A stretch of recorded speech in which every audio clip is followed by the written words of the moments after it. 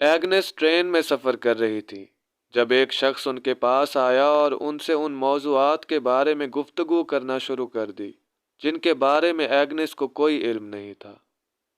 اس آدمی کو جلد ہی احساس ہوا کہ ایگنس در حقیقت وہ نہیں تھی جو وہ انہیں سمجھ رہا تھا، اور اس اجنبی نے پھر یہ بتانے میں دیر نہیں کی۔ در حقیقت انہیں یہ دھوکہ اس لیے ہوا کیونکہ وہ ان کی ایک ہم شکل کو جانتا ہے۔ بعد میں ایگنس ٹرین میں ملنے والے اس شخص کی اس ایسٹر نامی دوست سے ملی جو اجنبی کے مطابق ان کی ہم شکل تھی۔ ایسٹر سے ملنے کے بعد ہمیں فوراً ہی احساس ہو گیا کہ صرف ہماری شکل ہی نہیں بلکہ ہماری شخصیتیں بھی ایک دوسرے سے ملتی جلتی ہیں۔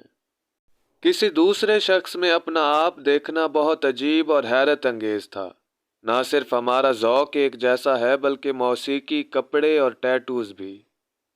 جب ان دونوں کی ملاقات ہوئی تو ایسٹر کی عمر 32 سال جبکہ ایگنس 28 سال کی تھی۔ انہوں نے کینیڈین فوٹوگرافر فرانسوا برونیل سے اپنی تصویر بھی بنوائی۔ کینیڈین فوٹوگرافر کو یاد ہے کہ جب انہوں نے ان دونوں کو دیکھا تو انہیں یہ دیکھ کر بہت خوشی ہوئی کہ وہ کتنی ایک جیسی نظر آتی ہیں۔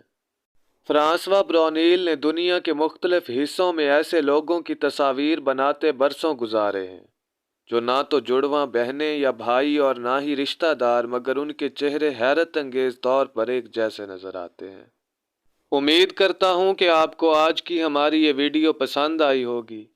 اگر ویڈیو اچھی لگی ہو تو اسے لائک کیجیے اور ہمارے چینل کو سبسکرائب کیجیے تاکہ اس طرح کی مزید ویڈیوز آپ تک آسانی سے پہنچتی رہیں۔ اپنا اور اپنے پیاروں کا خیال رکھیے۔ اللہ نگہبان۔